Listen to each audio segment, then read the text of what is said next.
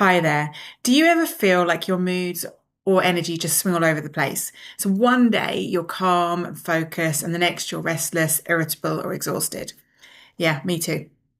So in this episode of Reflections of the Sacred Self, we're going to look at that and we're going to look at how those patterns, those things that happen are patterns, and we can reflect on that because we're not broken.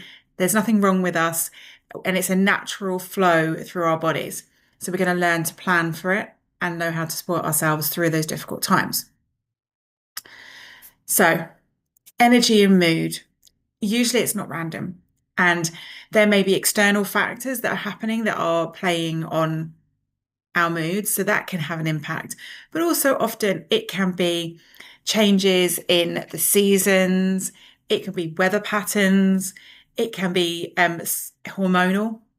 And all of these, and it can be daytime patterns as well. So it can be affected by the time of year you're in. So, for example, I know coming up in November, I hate November. And I'm kind of preparing for that as we get there. I know it's going to be dark. I know it's going to be cold. It's going to be wet. It's going to be my least favorite month of the year. So I'm thinking about how can I nourish myself through that? And it's working with that. And obviously, cyclically, if you're a woman and you are still having monthly cycles, then your mood will fluctuate throughout the month and you can start to track that and know what your energy levels are going to be like, know how you're going to feel in your body, and actually plan your days around that. And there are other things as well that impact that, regular things. So it might be if you have a job and you work 5 days a week, so you may find that you naturally have energy at certain times of the week and certain times of day during that. And and when we track it, we start to understand our bodies. And then it's about planning our lives around our natural energy flows and our natural rhythms.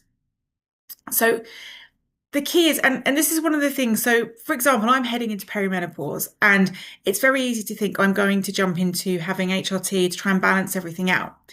But that to me feels a very unnatural way of doing things.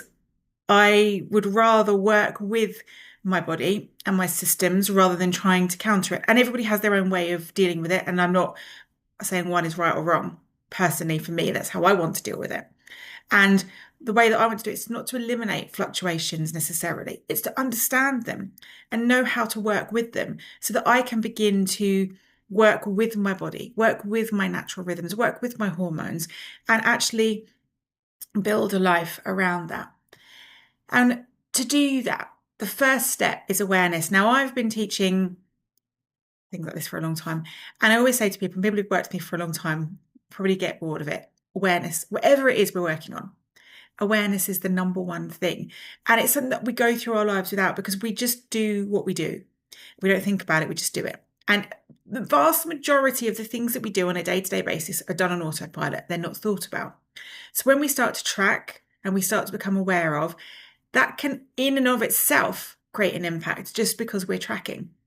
There's a great thing in science where when they're doing research on a particular whatever it is they're doing, they try not to allow the scientists to see the results as they go to track it, because that tracking will actually impact the way that they carry out their experiment. And so when we start to track our moods and track our energy levels, that in and of itself can have an impact on how we're feeling.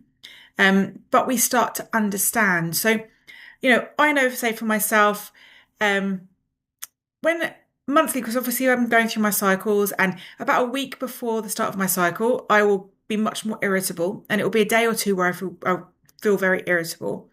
And then just before the day before it starts, I get this weird, agitated, don't know where I am in my body feeling. And my brain can't focus and everything feels off. And I know my body, I'm listening to my body. I think, well, okay, when I have a day like this, that's the day I'm going to put my feet up and I rest and I relax and I allow myself to have that day for me. And obviously, if I'm living a life where maybe I've got to go to work and I've got to do those things that's harder to do, but on those days, those are the days when maybe it's coming, so you factor in your workload for those days and think about how you can actually manage that. Or you may feel that certain times you feel lower, more weepy, or that certain times of the year, like I said, in November, I'm going to have a slump. So I'm just aware of that and I'm preparing for it. And it's sort of starting to understand how I can then take that information and work with it. So for you, the best way to do it, and this is what I'm doing at the moment as well, is tracking what's going on for me. Now, I am rubbish at tracking things. If it becomes complicated or there's too much to think about, I just won't stick to it. So then I'm not sticking to my tracking and then I'm not aware. So one of the things that I do is I write down my mood on a scale of 1 to 10. And that's all I do is just like mood 1 to 10, how was it? And I also track how much sleep I had. And I've got an app that does that on my phone, automatically tracks it. Um, and I might just, if there's something particularly stressful going on, I might make a note of that, or I will make a note of the day of my cycle that I'm on, so I know that what's happening. And just little simple things like that. And then over time, you might start to notice patterns. So you might notice particular days of the week, you tend to have a low energy. Okay, that's an interesting one to observe, or particular days of the month. And then it's starting to kind of become aware of that. Now, if you find it difficult to look at your data and think, oh, I don't know, I don't know how to make sense of it, you can actually use AI and put it in and ask it to analyze your data for you and to give you some, just give you an analysis. It doesn't have to tell you what to do, just that it can show you. So like if you give it one weekly, your data, it can say, well, this is how you feel. And after like a couple of months, it can say to you, oh, well, look, the first Monday of every month, say you're having a dip of energy, and it will be able to spot those things for you much more easily than we can, because obviously it's like a supercomputer.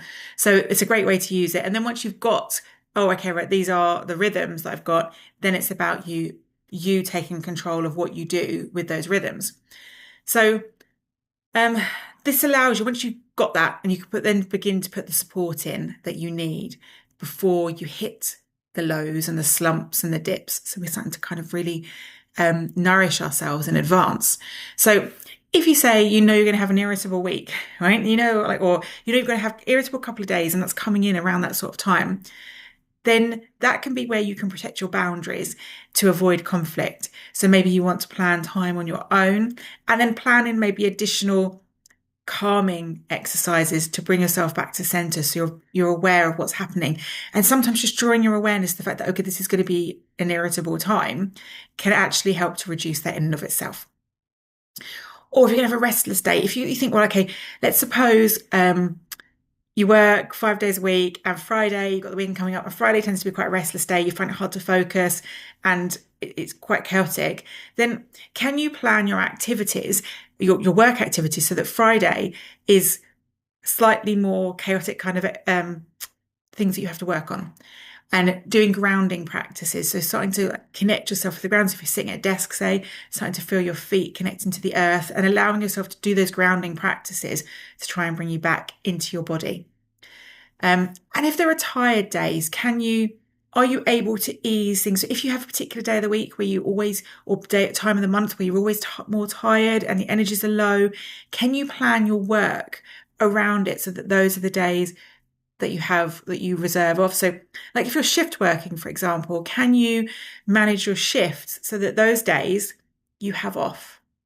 So that allows you like 2 days maybe to rest, and then you can go back in with when you're higher energy and be more productive in work anyway. So it's thinking about how it fits in your life. So everybody's got different lives. Everyone has different types of jobs, different working environments, different ways in which they can manage things, different life circumstances. So I'm a single mum.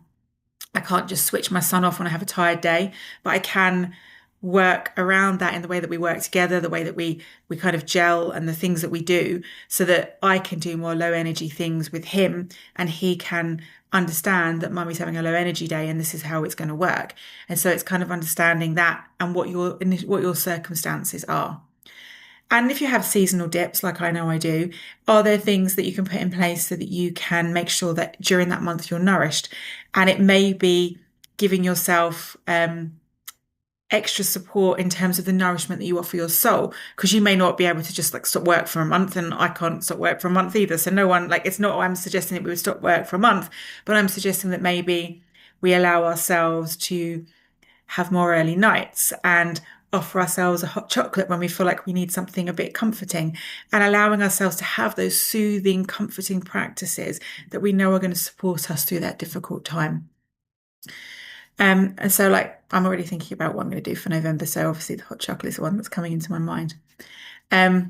So when you do this, you stop treating your rhythms as flaws. Okay, they're not flaws; they're just natural, and you become someone who works with your body and energy instead of constantly pushing against it. And what that actually does is, as you start to do that, and the more you start to do it, it shifts your identity to somebody who allows yourself to just flow, and then that actually reinforces the patterns of flow, and everything just happens much more easily. So, as a reflection for you to end, what's one pattern you've noticed in your moods or energy? So just start to become aware of it.